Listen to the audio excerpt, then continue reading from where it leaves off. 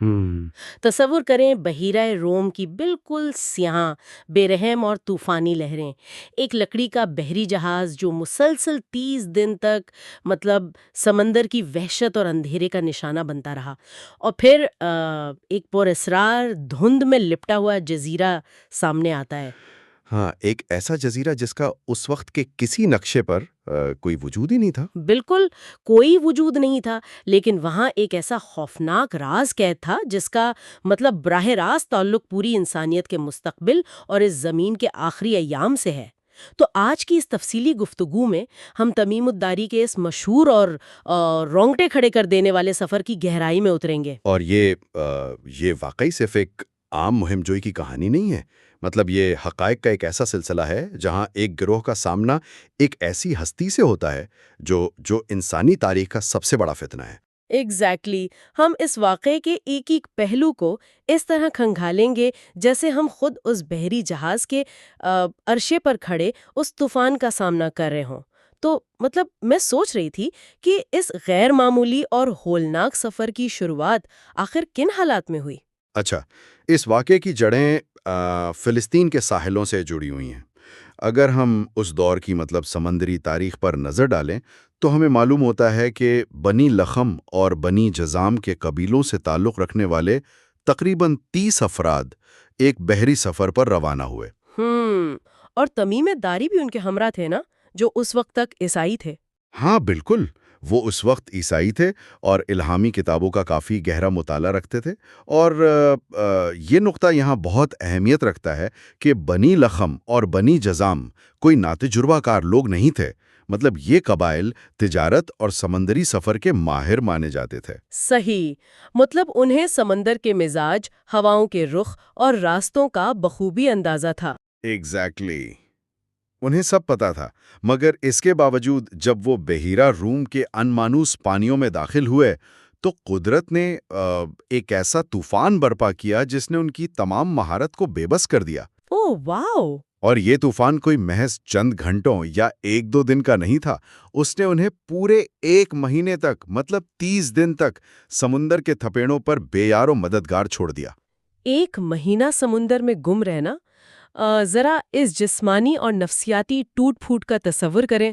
لکڑی کے اس چھوٹے سے جہاز پر 30 آدمیوں کا پھنس جانا، جہاں روزمرہ کا مطلب ہر لمحہ موت کے خوف سے لتھڑا ہوا ہو۔ بالکل، وہ ایک ڈراونا خواب تھا۔ ہم جانتے ہیں کہ عام طور پر ایسے سفروں میں خوراک کا کیا حساب ہوتا ہے۔ اگر ہم اس صورتحال کا تجزیہ کریں تو 15ویں یا 20ویں دن تک تو ان کا راشن اور پینے کا پانی مکمل طور پر ختم یا خراب ہو چکا ہوگا۔ یہ ایک بہت ہی منطقی پوائنٹ ہے۔ انسانی جسم جب شدید پانی کی کمی اور فاقہ کشی کا شکار ہوتا ہے نا، تو صرف جسمی نہیں بلکہ اعصابی نظام بھی جواب دینے لگتا ہے۔ ان کے پاس 15ویں دن کے لگ بھگ کھانے کی اشیاء ختم ہونا شروع ہو گئی تھیں۔ اور پانی کا کیا بنا؟ 20ویں دن تک ان کا میٹھا پانی پینے کے قابل نہیں رہا تھا۔ یہ وہ وقت ہوتا ہے جب انسان مطلب سمندر کے کھارے پانی کی طرف دیکھتا ہے، اور اگر وہ اسے پی لے تو گردے فیل ہونے اور دماغی توازن بگڑنے کا عمل شروع ہو جاتا ہے۔ جو کہ ایک سروائیول تھرلر سے بھی زیادہ بھیانک صورتحال لگتی ہے۔ بالکل، موت کا خوف ان پر اس قدر حاوی تھا کہ جب 30ویں دن سورج غروب ہونے کے وقت انہیں ایک دھندلا سا جزیرہ نظر آیا تو انہوں نے چھوٹی کشتیوں کے ذریعے اس خاموش ساحل پر اترنے میں ایک لمحے کی بھی تاخیر نہیں کی۔ فوراً مطلب ایک سوال اٹھائے گا، ذرا رکیے، 1 مہینے سے بھوکے پیاسے اور موت کے سائے میں جینے والے افراد، کیا یہ ممکن نہیں کہ جب وہ اس جزیرے پر اترے ہوں تو شدید ڈیلیریم یا ذہنی دباؤ کے باعث کسی اجتماعی وہم کا شکار ہو گئے ہوں؟ آپ کا مطلب ہے ماس ہیلوسینیشن؟ ہاں ایگزیکٹلی، کیونکہ جو کچھ ان کے ساتھ جزیرے پر پیش آیا وہ مطلب کسی بھی عام انسان کے لیے ایک ہذیانی کیفیت ہی محسوس ہوتی ہے۔ یہ نظریہ کہ وہ اجتماعی وہم کا شکار تھے بظاہر بہت پرکشش لگتا ہے، اور جدید دور کا کوئی بھی مورخ سب سے پہلے یہی سوچے گا، مگر اس مفروضے کو رد کرنے کے لیے 2 بہت ٹھوس شواہد موجود ہیں۔ وہ کیا ہیں؟ پہلا یہ کہ یہ 30 الگ الگ افراد تھے، اور میڈیکل سائنس کے مطابق اجتماعی وہم میں تمام افراد ایک جیسی مطلب انتہائی پیچیدہ اور طویل تفصیلات منو ان نہیں دیکھتے۔ صحیح، ہر کسی کا وہم مختلف ہوگا۔ بالکل۔ اور دوسرا سب سے مضبوط ثبوت وہ جغرافیائی اور ماحولیاتی معلومات ہیں جو اس جزیرے پر ان سے پوچھی گئیں۔ ایک فاقہ زدہ اور حواس باختہ ذہن کبھی بھی دور دراز کے چشموں اور جھیلوں کے پانی کی سطح کا درست جغرافیائی تجزیہ ایجاد نہیں کر سکتا، جسے بعد میں خود مدینہ میں سچ ثابت کیا گیا۔ زبردست، یہ جواب واقعی اس ہذیان والے نظریے کو ختم کر دیتا ہے۔ تو چلیں اس جزیرے کے جنگل میں ان کے ساتھ چلتے ہیں۔ جیسے ہی یہ لوگ اس تاریک اور مطلب گھنے جنگل میں قدم رکھتے ہیں، ان کا سامنا ایک ایسی ہولناک مخلوق سے ہوتا ہے جو کسی بھی زمینی جانور کی تعریف پر پوری نہیں اترتی۔ جی، ایک بہت ہی عجیب سی مخلوق۔ ہاں، ایک ایسی مخلوق جس کے جسم پر اس قدر گھنے اور الجھے ہوئے بال تھے کہ یہ سمجھنا ناممکن تھا کہ اس کا چہرہ کون سا ہے اور پیٹھ کون سی۔ اور پھر وہ مخلوق انسانوں کی زبان میں بول پڑتی ہے۔ اس نے اپنا نام الجساسہ بتایا۔ یہ الجساسہ دراصل کیا تھا؟ کیا یہ کوئی جن تھا یا کوئی پہرے دار؟ لفظ الجساسہ کا مطلب عربی زبان میں جاسوسی کرنے والا یا کھوج لگانے والا ہوتا ہے۔ اس مخلوق کی سب سے غیر معمولی بات اس کی شکل نہیں بلکہ اس کا رویہ تھا۔ رویہ؟ مطلب اس نے ان پر حملہ نہیں کیا؟ نہیں، بالکل نہیں۔ اس نے ان مسافروں کو ڈرانے، ان پر حملہ کرنے یا ان سے معلومات نکلوانے کی کوئی کوشش نہیں کی۔ اس نے ایک انتہائی مشینی اور سرد لہجے میں صرف اتنا کہا کہ وہ اس جزیرے پر موجود ایک پرانی خانقاہ کی طرف جائیں۔ کیوں؟ کیونکہ وہاں کوئی ان کا بے صبری سے انتظار کر رہا ہے۔ اس سے یہ ثابت ہوتا ہے کہ الجساسہ کا اپنا مطلب کوئی ایجنڈا نہیں تھا، وہ محض ایک حیاتیاتی یا شاید مافوق الفطرت سیکیورٹی الارم اور پیغام رساں تھا۔ صحیح۔ اس کی موجودگی اس بات کی دلیل تھی کہ اس جزیرے کے مرکز میں جو بھی ہے وہ کوئی عام وجود نہیں ہے، بلکہ اسے ایک خاص حفاظتی دائرے میں رکھا گیا ہے۔ اور وہ 30 مسافر جو بمشکل موت کے منہ سے نکلے تھے، اب اس نامعلوم خوف کے پیچھے چلنے پر مطلب مجبور تھے۔ وہ اس گھنے جنگل سے گزرتے ہوئے ایک پرانی خستہ حال خانقاہ کے دروازے پر پہنچتے ہیں۔ اور جب وہ اس خانقاہ کے اندر قدم رکھتے ہیں تو وہاں کا منظر ان کے تمام پچھلے خوف بھلا دیتا ہے۔ او واو! وہاں کیا تھا؟ وہاں ایک دیوہ حکال شخص موجود تھا جو ظاہری طور پر بے حد طاقتور تھا، لیکن بری طرح زنجیروں میں جکڑا ہوا تھا۔ اس کے ہاتھ اس کی گردن سے بندھے تھے اور گھٹنوں سے لے کر ٹخنوں تک بھاری لوہے کی بیڑیاں پڑی تھیں۔ مطلب ایک ایسا قیدی جس کی طاقت اور ہیبت اس کی قید کے باوجود کم نہیں ہو رہی تھی۔ بالکل۔ اس منظر کی کشیدگی کو محسوس کریں۔ ایک طرف تھکے ہارے کمزور مسافر ہیں اور ان کے سامنے تاریخ کا پراسرار ترین قیدی ہے۔ حیرانی کی بات یہ ہے کہ اس قیدی نے ان سے یہ نہیں پوچھا کہ تم کون ہو یا مجھے ان زنجیروں سے کیسے نکال سکتے ہو۔ ہاں، وہ اپنے فرار کی فکر نہیں کر رہا تھا۔ ایگزیکٹلی۔ اس کے بجائے اس نے ایک ایسی تفتیش شروع کی جس نے ان مسافروں کو دنگ کر دیا۔ اس کے سوالات انتہائی مخصوص، جغرافیائی اور ماوردیاتی نوعیت کے تھے۔ اور یہی وہ حصہ ہے جو مجھے اس پوری کہانی میں سب سے زیادہ حیران کرتا ہے۔ وہ قیدی پوچھتا ہے کہ زغر کے چشمے کا کیا حال ہے؟ کیا اس میں پانی ہے اور کیا لوگ اس پانی سے کھیتی باڑی کر رہے ہیں؟ جی، اور مسافروں نے جواب دیا کہ ہاں، پانی بھی ہے اور کھیتی باڑی بھی ہو رہی ہے۔ صحیح۔ پھر اس نے بحیرہ تبریہ کے بارے میں پوچھا، جسے لیک آف ٹائبیریاس بھی کہتے ہیں، کہ کیا اس میں پانی ہے؟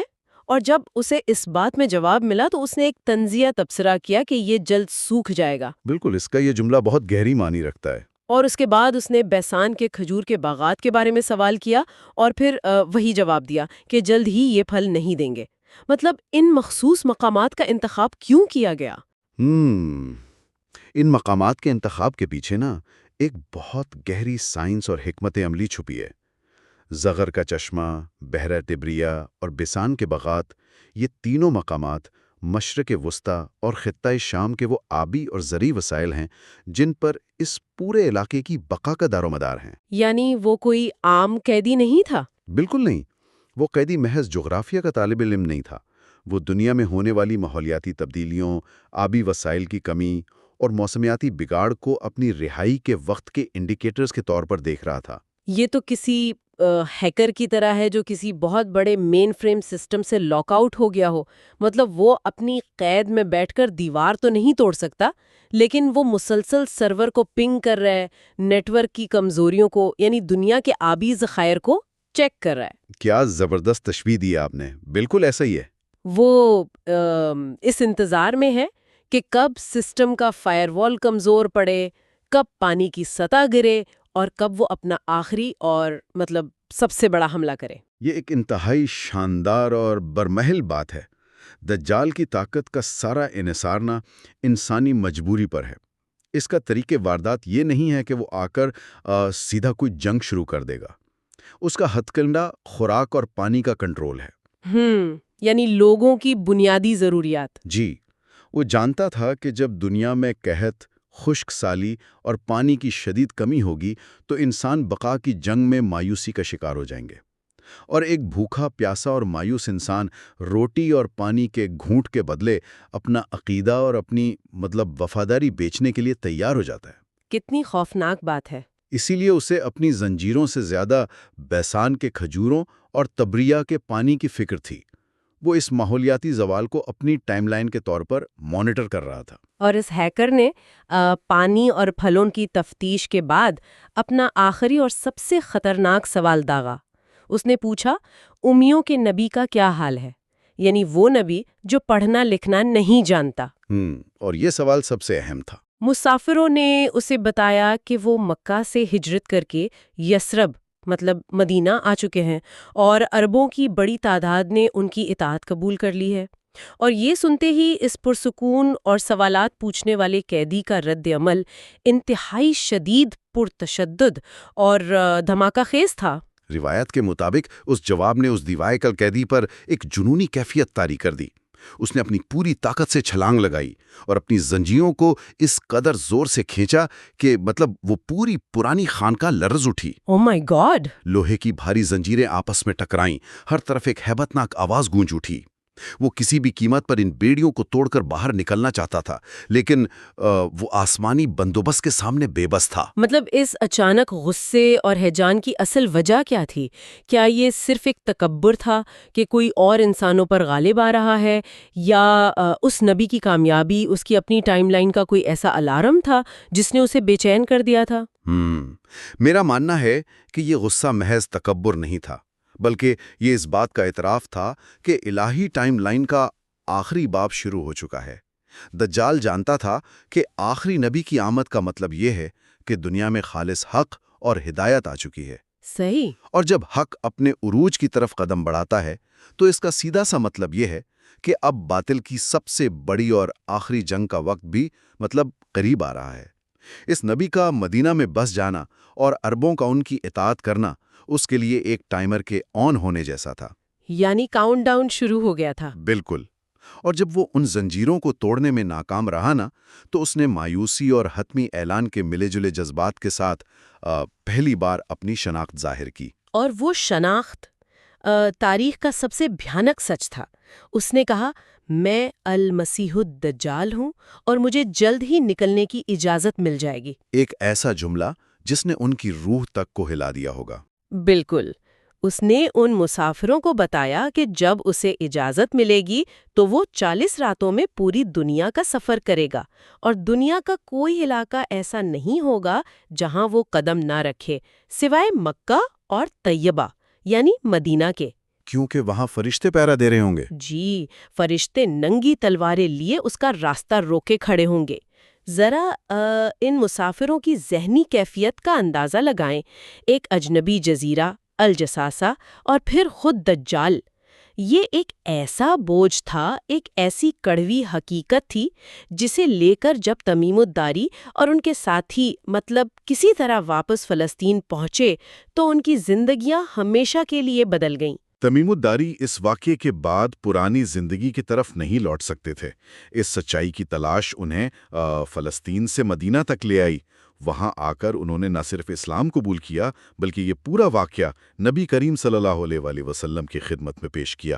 سبحان اللہ۔ اب یہاں سے کہانی کا ایک نیا اور شاندار رخ سامنے آتا ہے۔ یہ واقعہ اب صرف ایک ملا کا ذاتی تجربہ نہیں رہا، بلکہ یہ ایک کائناتی سچائی بننے جا رہا تھا۔ نبی کریم صلی اللہ علیہ وسلم نے ایک دن نماز کے بعد تمام لوگوں کو مسجد نبوی میں روکے رکھا۔ مجمع کھچا کھچ بھرا ہوا تھا اور ہر شخص منتظر تھا کہ آج کیا خاص اعلان ہونے والا ہے۔ اور پھر نبی صلی اللہ علیہ وسلم ممبر پر مسکراتے ہوئے بیٹھتے ہیں۔ میں اکثر اس مسکراہٹ پر غور کرتی ہوں۔ یہ ایک ایسی مسکراہٹ تھی جس میں کتنا سکون تھا، ایک طمانینت تھی۔ بالکل، ایک اطمینان تھا ان کے چہرے پر۔ انہوں نے لوگوں کو مخاطب کر کے کہا کہ میں نے تمہیں کسی ہنگامی وارننگ کے لیے نہیں روکا، بلکہ اس لیے روکا ہے کہ تمیم الداری نے، جو پہلے ایک عیسائی تھے، آج مجھے ایک ایسی کہانی سنائی ہے جو بالکل اس بات کی تصدیق کرتی ہے جو میں تمہیں دجال کے بارے میں پچھلے کئی سالوں سے بتاتا آ رہا ہوں۔ یہ لمحہ کتنا غیر معمولی ہے نا؟ بہت غیر معمولی۔ ایک شخص جو باہر کی دنیا سے آیا، جس کا مدینہ کی تعلیمات سے کوئی واسطہ نہیں تھا، اس کا مشاہدہ عین ان روحانی سچائیوں کی مہر تصدیق ثبت کر رہا تھا جو مسجد نبوی کی چاردیوالی میں سکھائی جا رہی تھیں۔ یہ ایک زبردست روحانی اور فکری فتح کا لمحہ تھا۔ نبی کریم صلی اللہ علیہ وسلم نے صحابہ کے سامنے وہ پوری کہانی، من و ان دہائی، طوفان سے لے کر جزیرے تک اور خانقاہ میں اس قیدی کے سوالات تک۔ صحیح۔ اور جب دجال کے اس جملے کا ذکر آیا کہ وہ طیبہ میں داخل نہیں ہو سکے گا، تو آپ صلی اللہ علیہ وسلم نے اپنا عصا یعنی لاٹھی ممبر پر مار کر پوری قوت اور یقین کے ساتھ فرمایا، اس سے مراد طیبہ ہے، اس سے مراد طیبہ ہے، اس سے مراد طیبہ ہے، یعنی مدینہ۔ اللہ اکبر! یہ محض ایک لفظ نہیں تھا، یہ ایک قلعے کی بنیاد رکھی جا رہی تھی۔ ایگزیکٹلی۔ پھر آپ صلی اللہ علیہ وسلم نے اپنے ہاتھ سے مشرق کی طرف اشارہ کیا اور 3 بار فرمایا، سن لو، وہ مشرق میں ہے، وہ بحیرہ شام میں نہیں بلکہ مشرق کی طرف ہے۔ یہ پوری تفصیل صحابیہ فاطمہ بنت قیس رضی اللہ عنہا نے محفوظ کی، جو اس وقت اس مجمع میں موجود تھیں۔ اگر ہم اس پورے واقعے کے ٹکڑوں کو جوڑیں، جیسے طوفان کی تباہی، الجساسہ کی پہرے داری، ایک ہیکر کی طرح ماحولیات کو مانیٹر کرنے والا قیدی، اور مدینہ میں ہونے والی یہ تصدیق، تو سوال یہ پیدا ہوتا ہے کہ آج ہم اس ساری معلومات کا کیا کریں؟ بہت اہم سوال ہے۔ یہ محض ایک سنسنی خیز کہانی تو نہیں ہے۔ اس فتنے کی اصل نوعیت کیا ہے اور اس کا وہ پہلو کیا ہے جو ہمیں آج کے دور میں سمجھنے کی ضرورت ہے؟ اس پورے مطالعے کا جو حتمی نتیجہ ہے نا، وہ اس فتنے کے میکانزم کو سمجھنا ہے۔ دجال کا فتنہ کوئی تلوار کا فتنہ نہیں ہوگا، وہ دھوکے، سراب اور فریب کی طاقت کا نام ہے۔ وہ اس وقت آئے گا جب دنیا ماحولیاتی اور معاشی تباہی کے دہانے پر ہوگی۔ جب لوگ سب سے زیادہ کمزور ہوں گے؟ جی، وہ بظاہر خدائی کا دعویٰ کرے گا اور لوگوں کو بارش اور فصلیں دے کر اپنی پوجا پر مجبور کرے گا۔ لیکن احادیث میں ایک بہت واضح فرق بیان کیا گیا ہے، ایک ایسی نشانی جو اس کا سارا فریب کھول دیتی ہے۔ وہ کیا ہے؟ دجال ایک آنکھ سے کانا ہوگا، جبکہ ہمارا رب اللہ عز و جل البصیر ہے، یعنی وہ سب کچھ کامل طور پر دیکھنے والا ہے، وہ کانا نہیں ہے۔ دجال صرف مادی دنیا کو دیکھ اور کنٹرول کر سکتا ہے، جبکہ روحانی حقیقت اس کی پہنچ سے دور ہے۔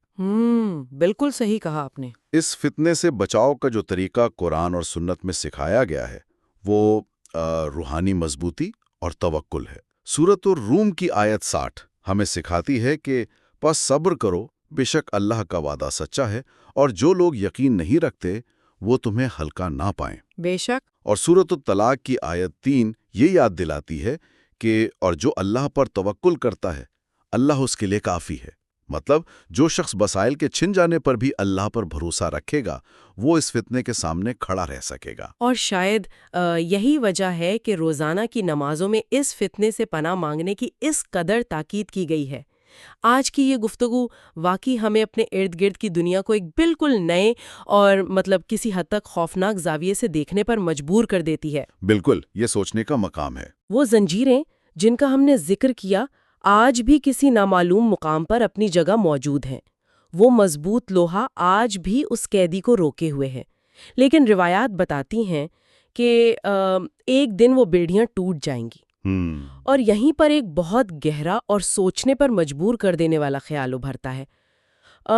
اگر صدیوں پہلے ایک ویران اور تاریک خانقاہ میں قید ایک ہستی دنیا کی جھیلوں، چشموں اور کھجور کے باغات پر اتنی گہری نظر رکھے ہوئے تھی، وہ اس ٹائم لائن کو مانیٹر کر رہی تھی، تو ہمیں غور کرنا چاہیے کہ آج ہمارے ارد گرد، ہمارے ماحولیاتی نظام میں، ہماری معیشت اور ہماری اخلاقیات میں ایسی کون سی خاموش تبدیلیاں ہو رہی ہیں جو ان زنجیروں کے ٹوٹنے کا وقت قریب لا رہی ہیں۔ بہت گہری بات کی آپ نے۔ جھیل تبیریا کی آج کی صورتحال ہو یا دنیا بھر میں خوراک اور پانی کا بحران، کیا ہم ان بکھرے ہوئے ٹکڑوں کو جوڑ کر وہ بڑی تصویر دیکھ پا رہے ہیں؟ اور سب سے اہم بات، جب وہ فائر وال گرے گا اور وہ ہیکر باہر آئے گا تو کیا ہم واقعی اس امتحان کا سامنا کرنے کے لیے تیار ہیں؟ اس گہری سوچ کے ساتھ آج کی اس تفصیلی گفتگو کو یہیں سمیٹتے ہیں۔ ملتے ہیں اگلے عمیق مطالعے میں۔